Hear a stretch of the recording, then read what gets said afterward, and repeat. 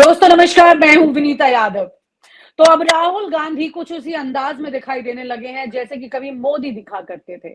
इन 10 साल में राजनीति में एक बड़ा फेरबदल होता हुआ साफ दिखाई दे रहा है। कहते हैं ना कि सत्ता हमेशा के लिए किसी के पास नहीं रहती है, ये हमेशा वक्त की तरह बदलती रहती है। अब इस बदलाव में जिस तरह से मोदी जब विदेश दौरे पर जाते थे और मोदी मोदी की गूंज होती थी, अब वो गूंज तो खत्म हो चुकी है, लेकिन वो गूंज अब तब्दील हो गई है राहुल और इंडिया के नारों में। कुछ इसी तरह की तस्वीर दिखाई दी राहुल गांधी जब अमेरिका पहुंचे। लेकिन राहुल गांधी क्या अब मोदी ब्रांड को रिप्लेस कर रहे हैं भारत से लेकर विदेश तक? आइए चर्चा करते हैं आनंद सर से और समझते हैं इस बात को। सर, ये वाकई में क्या रिप्लेसमेंट कहा जाएगा या फिर एक स्ट्रैटेजी है जो उसको मात देना कहा जाएगा? रिप्लेसमेंट नहीं होगा। राहुल इज यूनिक, मतलब ये एक अकेला इस देश के नेताओं में पिछले कई दशकों में, आप इनकी तुलना पुराने बड़े बड़े लीडरों से कर लें, उनमें से बहुत से ऐसे मिलेंगे आपको जो राहुल गांधी से कहीं ज्यादा निपुण थे बहुत सी चीजों में। लेकिन राहुल जो है, he brings a new quality of direct contact with the most ordinary woman और मैन इन इंडिया। वो एक मोची के पास जाके उसके पास बैठ सकते हैं, एक ट्रक ड्राइवर के बगल में जाके बैठ सकते हैं। वो अपनी ट्रक यात्रा पर है, वो भी यात्रा। ये मैंने नहीं देखा किसी में। मैंने कम्युनिस्ट लीडरों में भी ये नहीं देखा। हालांकि मैंने कुछ कम्युनिस्ट लीडरों को नजदीकी से जाना है और उनका गरीबों के प्रति बहुत ही नजदीकी का संबंध भी रहा है। उनमें से उन लोगों का भी जो कि समाज के सबसे ऊंचे तबकों से आए हुए थे, फिर भी वो थे ऐसे। लेकिन जाके धड़ल्ले से बैठ जाना, बातचीत करना, समय समय गुजारना, ताकि उनकी जो अनुभूति है उन लोगों की, उसको आप अपनी चेतना में उतार सके। ये कोशिश ये है, ठीक है। तो इसलिए Rahul is never a replacement. Replacement शब्द जो है ना, वो मुझे, क्योंकि एक मोदी जी एक बड़ी अनूठी चीज है, क्योंकि महामूर्ख है, ठीक है। महामूर्ख है, माफ कीजिएगा, प्रधानमंत्री हमारे हैं, लेकिन हमारे देश का इतिहास और भूगोल और विज्ञान और समाज और हमारी भाषाएं, हमारी संस्कृति, इन सब के बारे में उन्हें कुछ नहीं पता है।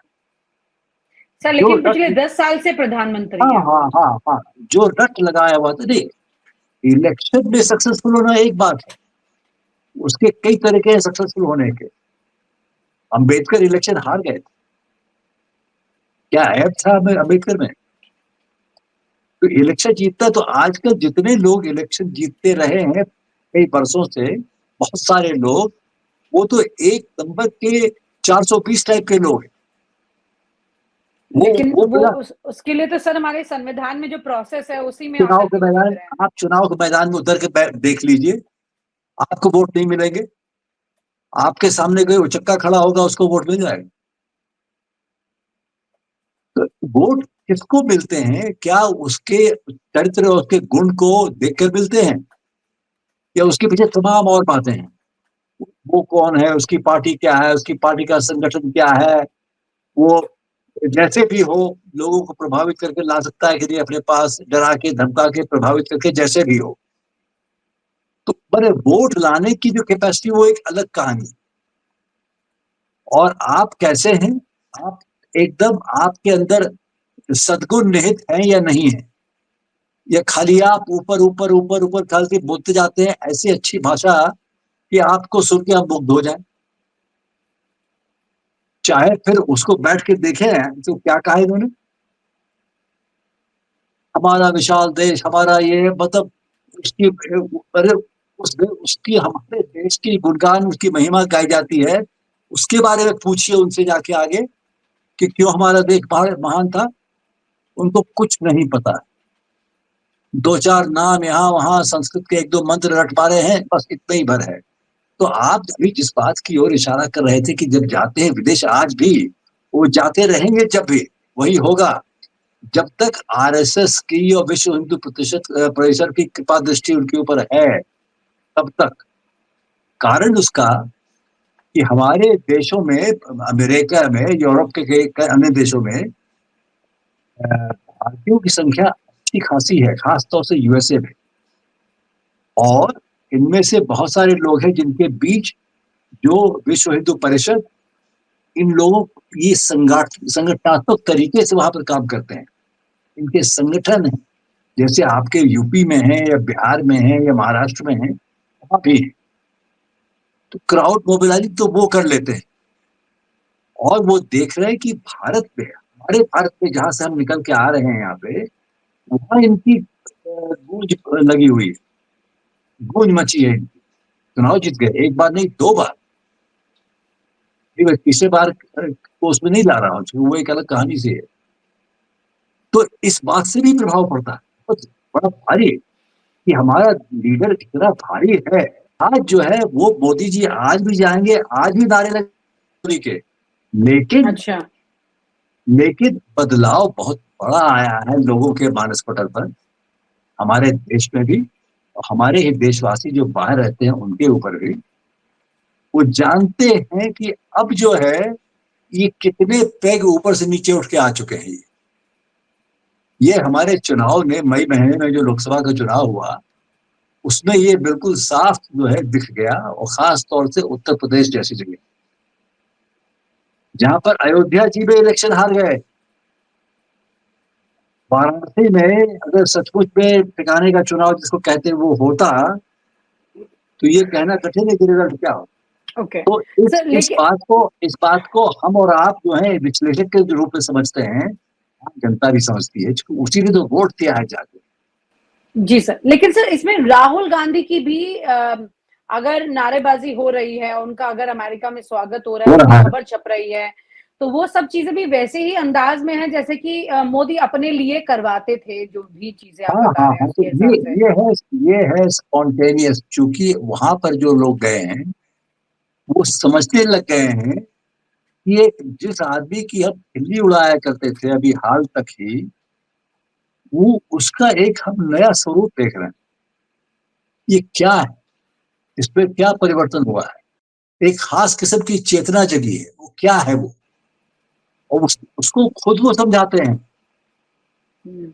एक प्रश्न हुआ है, वो डैलस यूनिवर्सिटी टेक्सास में मुझे देखने का मौका मिला, वो काफी हम्म। देर तक का उनका इंटरेक्शन रहा उसमें।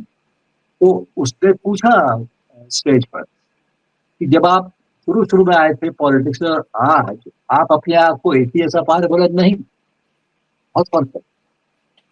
वो फर्क क्या, वो भारत जोड़ो यात्रा यानी कि वो जब जुड़े आम साधारण लोगों से, उन्होंने कॉन्शियस तरीके अपने आप को जोड़ने की कोशिश जब से की, तब से वो उनकी चेतना में बदलाव आया।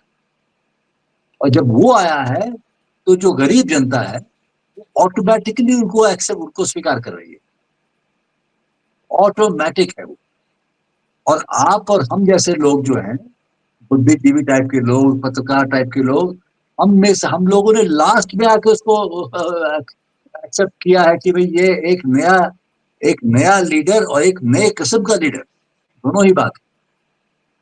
We were the last, we were the most backward element of society, उस मायने में आप देखें, हम भले बुद्धिजीवी हो। जी। तो ये तो चीज इसमें है, पीपल आर हाँ, रिकग्नाइजिंग इट। हाँ, तो इसमें सर ये राहुल गांधी की यही चीज कि भाई उन्होंने सेम मोडस ऑपरेंडी अपनी जो है अपना ली है, तो आपको लगता है कि अब लोगों को यही चीज ज्यादा अपील करती है कि कितने शोर शराबे के साथ कोई ब्रांडिंग जो है आगे बढ़ रही है? राहुल गांधी क्योंकि उस परिवार से ताल्लुक रखते रहे हैं जिन्होंने इस तरह की पब्लिसिटी को कभी ना तो अपनाया था, ना इससे वो बहुत प्लीज हुए थे। अगर आप राजीव गांधी की बात करें, इंदिरा गांधी की बात करें, या उनके और भी नेताओं की बात करें, मनमोहन सिंह की बात कर लीजिए, पीवी नरसिम्हा राव की बात कर लीजिए, कोई भी ऐसे नहीं थे जिन्होंने अपने नाम के नारे लगाए हों और उनके उनको इस तरह से कोई एक ग्राफ बढ़ रहा है ऐसे दिखाई देता है यहाँ से इस इसको तरह की देखिए, पॉलिटिकल इस तरह की माइलेज से। प्रवृत्ति, इस तरह की प्रवृत्ति को हत्या माना जाता था हम्म। हमारे समाज में। हम अपना ही गुणगान करें, जो कि आजकल नेता लोग करते हैं, अपनी तारीफ की बात करते हैं, अपने मुंह में यहाँ मिट्ठू बनते हैं। तो वो तो ऑर्गेनाइज्ड है। आपको याद होगा जब चुनाव के समय, जब 2014 में भी, मैं मोदी जी की बात कर रहा हूँ, जब आए थे दिल्ली में कैंपेन वैम्पेन करते थे, तो दिल्ली में जो बीजेपी का अच्छा संगठन रहा है हमेशा, आरएसएस का भी रहा है, लेकिन उनको विश्वास नहीं था इन लोगों पर। वो गुजरात से अपनी एक टोली लेके आते थे, और सारा क्राउड मैनेजमेंट, और वो जो है ना, वो जो मोदी के का फेस बना करके घूमते रहते हैं लड़के, सब वेल ऑर्गेनाइज्ड, वेल ऑर्केस्ट्रेटेड, जैसे कि स्टेज पर होता है। अपने आप को जितने हैं उससे 10 गुना ऊपर उठाने की, और मीडिया के ऊपर छा जाने की। मीडिया में कुछ मूर्खता है, और मीडिया में कुछ वो है। उस समय मीडिया को वही चाहिए था, क्योंकि कांग्रेस पार्टी के रूल से वो तंग आ गए। लेकिन आप ये देखिएगा, जवाहरलाल नेहरू जब बने प्रधानमंत्री, तो देश में इतनी एक्सेप्टेबिलिटी क्यों थी? वो एक अकेला आदमी था पूरी कांग्रेस पार्टी, और दूसरे बड़े बड़े दिग्गज लीडर थे कांग्रेस के अंदर, सब एक से एक बड़े गुण से भरे हुए थे, ओत प्रोत।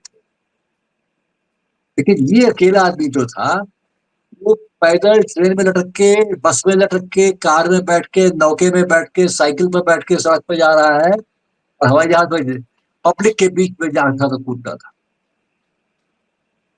अकेला। कोई जवाहर जवाहर नहीं बोलना होती। तो ये था। आप एक बार, गांधी जी जो है दांडी मार्च पर चले, नमक सत्याग्रह की बात कर रहा हूं, तो उसके बाद गांधी बदल गए। मैस कॉन्टैक्ट, चाइना में माओ से तुम जो है लॉन्ग मार्च उन्होंने करवाया। मैंने हजारों लोग, कितने सैकड़ों किलोमीटर चल, तो उससे तो होता है नहीं। जनता को बल मिलता है, जनता नेता को बल देती है, नेता जनता को बल देता है, त्रिकोण बनता है। जी। तो ये हमें देखने को मिल रहा है, और उससे ये होता है कि आपके अंदर, अगर आप लीडर हैं सचमुच में, तो आपके अंदर संवेदनशीलता जागती है जनता के प्रति। आपके अंदर अपने देश की जो समस्याएं हैं उसके प्रति जागरूकता जानती है। आप सिर्फ प्रोपेगेंडा को नहीं चेस कर रहे हैं कि हाय मुझे पब्लिसिटी मिले, जो कि ये कर रहे थे उसके पहले वाले जिनका आप नाम ले रही थी, वो कर रहे हैं एक कृत्रिम ढंग से। अब वो चीज है। अब देखिए अखिलेश यादव को, देखिए यूपी में वो जो अभी घटना घट गई, अभी उस बेचारे मंगेश लड़के को यादव।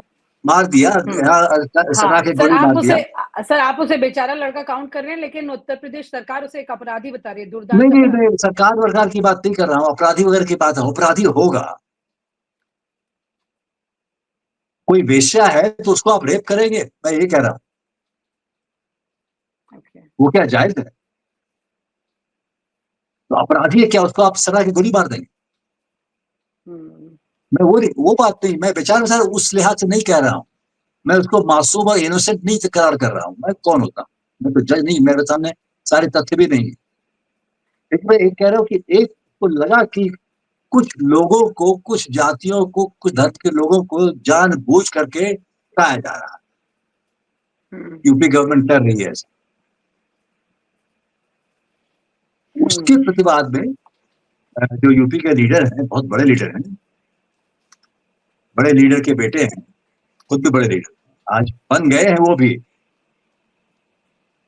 पहले ऐसे नहीं थे, क्योंकि आप कह रहे अपनी हैं कि क्या, अखिलेश यादव एक बड़े लीडर बन चुके हैं?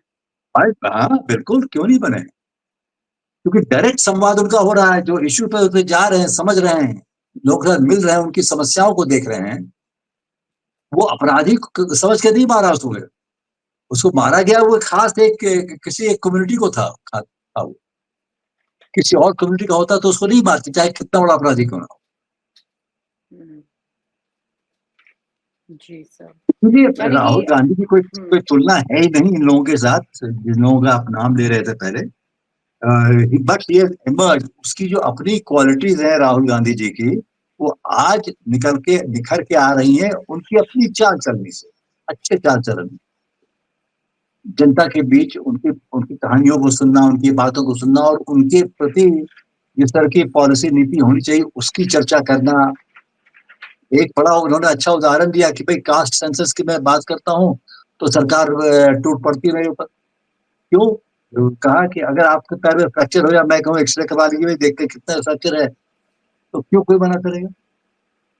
अब इस फ्रैक्चर्ड पैर के एक्सरे करने को मना कर रहे हैं और ये कह रहे हैं कि मैं फ्रैक्चर जो पैर हो गया टांग, उसको हम एक्सरे करवा के देखना चाहते हैं।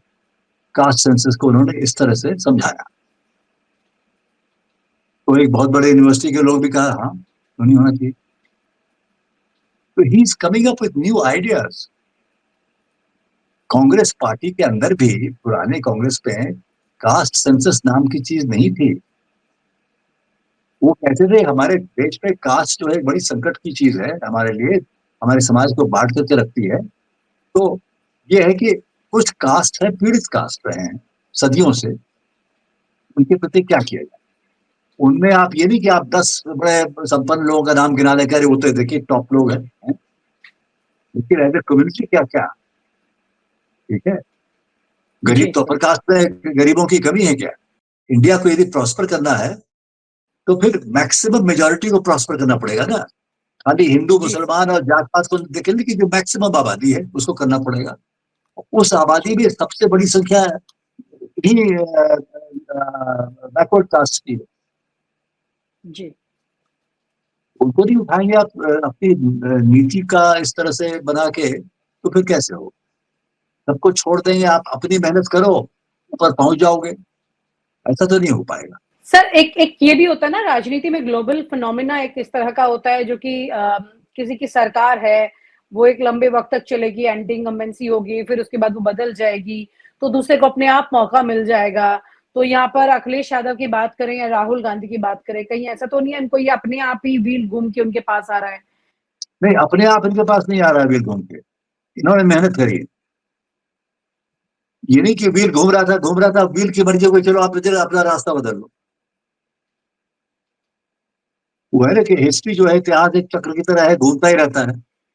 काल चक्र जो है हमारे, वो पुरानी सोच जी का। हाँ। आपको अगर आगे बढ़ना है अपने ही प्रोफेशन में, आपको हाथ पैर तो हिलाना पड़ेगा। या आप वेट करेंगे कि काल चक्र घूमेगा, जब हमारे फेवर में होगा तो हम चलेंगे आगे। नहीं तो हम बैठे हैं कागज कलम लिए बैठे हुए हैं कि जब बुलावा आएगा तो जाएंगे। जी सर। यानी कुल मिला के राहुल गांधी जो हैं इस वक्त इंटरनेशनल लेवल पर भी भारत के अलावा अब मोदी ब्रांड को बड़े स्तर पर मात देते साफ साफ दिखाई दे रहे हैं। और एक इंटरनेशनल इमेज जो क्रिएट की थी मोदी ने एक देश के प्रधान, क्योंकि उससे पहले नहीं हुई थी, उन्होंने वो जो पीएम बने उसके बाद हुई थी, लेकिन राहुल गांधी ने अभी से उसको रिप्लेस करना शुरू कर दिया है। मोदी जी का ब्रांड नहीं था वो एक, क्योंकि देखिए जो बड़ी बड़ी बड़ी ताकतें हैं दुनिया की, वेस्टर्न पावर्स जो हैं, वो उनको भारत से क्या अपेक्षा है? भारत उनको कोई सैन्य सहायता दे नहीं सकता। ठीक है, भारत के सरहद पे चीन बैठा हुआ है, भारत ने क्या कर लिया? कुछ नहीं। लेकिन भारत अपने बाजार खोल सकता है उनके लिए, और भारत ने अमेरिका के